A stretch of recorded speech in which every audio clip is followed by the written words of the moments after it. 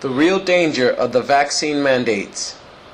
With this talk, I will use a series of questions to try and draw out what could be a deeper understanding of the pandemic and what the real danger of the vaccine mandates are for the United States and the world.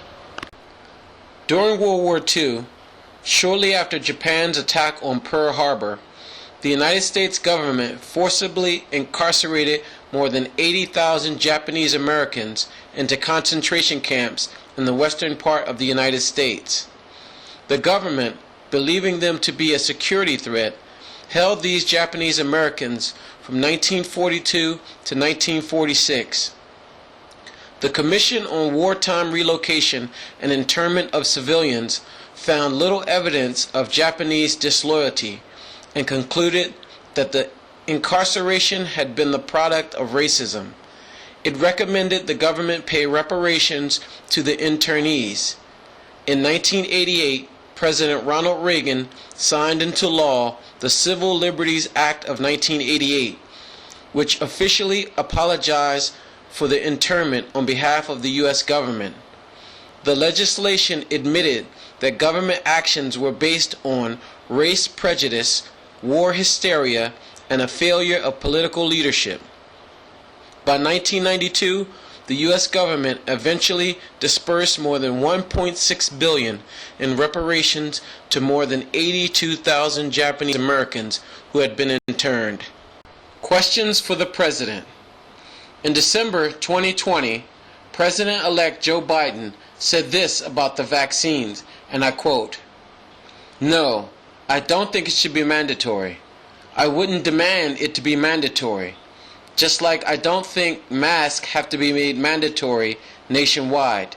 End quote. On July 29, 2021, President Biden announced a mask mandate for all federal employees and visitors to federal government locations nationwide.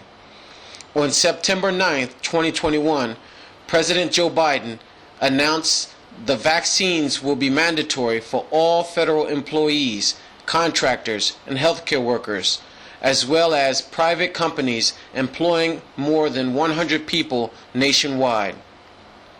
In less than 11 months, he has reversed both statements.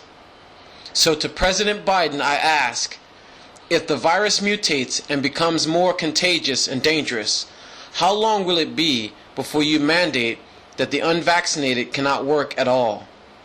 How long before you mandate that the unvaccinated can't buy or sell because they are too much of a threat? How long before you mandate that the unvaccinated can't engage in any part of society at all? This pandemic has shifted our society so fast, it would not be impossible for a situation like this to arise. Many people believe that because they are vaccinated, that these mandates do not apply to them. But if the government can attack the individual sovereignty of some who resist, could it not also attack the sovereignty of those who do not resist?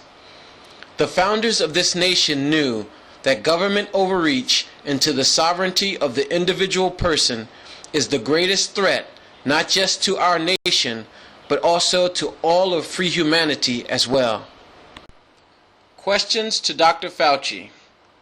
In August 2020, Dr. Fauci said this about the vaccine mandates, and I quote, "I don't think you will ever see mandating of a vaccine, particularly for the general public. If someone refuses the vaccine in the general public, you cannot force someone to take it." End quote. In September 2021, Dr. Fauci said this about the vaccine mandates, and I quote, "The other way to do it is to have many, many more mandates. I believe that's going to turn this around because I don't think people are not going to want to go to work or not go to college.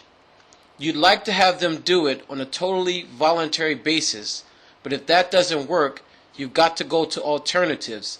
End quote. So to Dr. Fauci, I ask, if the virus becomes more contagious and dangerous, how long before you recommend to the President to mandate that the unvaccinated should have to register their whereabouts to the government tracking and tracing program? Or how long before you recommend to the President that the unvaccinated represent a threat to the survival of the country and that they should be forcibly moved into quarantine camps until the pandemic is over and the crisis has abated?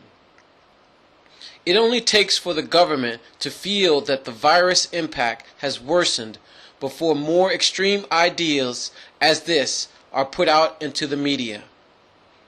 The idea of using many more mandates as a way to use government power to break the sovereignty of the individual person and thus force the general public into compliance is the direct threat that the founders of this nation were warning future generations of.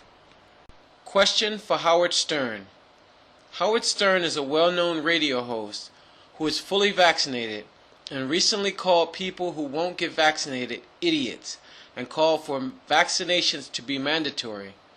And he said on his program, and I quote, "When are we going to stop putting up with the idiots in this country and just say it's mandatory to get vaccinated? Fuck them. Fuck their freedom. I want my freedom to live.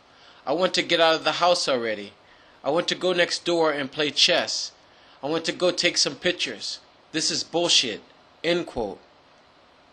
To you, Howard Stern, I ask, if the virus becomes more contagious and dangerous, at what point do you call for those who refuse to take the vaccine to be killed for the sake of protecting your liberty and freedom to take pictures and play chess, and so that this pandemic can end? He represents a growing sentiment around the country, being stoked like a fire, almost ready to consume this nation, with prejudice, hate, discrimination, and possibly violence toward the unvaccinated. We are hearing of doctors and nurses who are refusing to treat the unvaccinated patients. Some others saying, just let them die. But they treat murderers, rapists, pedophiles, and others who make horrible choices. Why the distinction? It is because we have all been thrust into this moment of crisis, and many are failing to see the need to rise above ourselves in this darkness and uncertainty that surrounds us all. The danger is fear. When a leopard, lion, or bear is afraid and fearful, that is when it becomes most dangerous and unpredictable.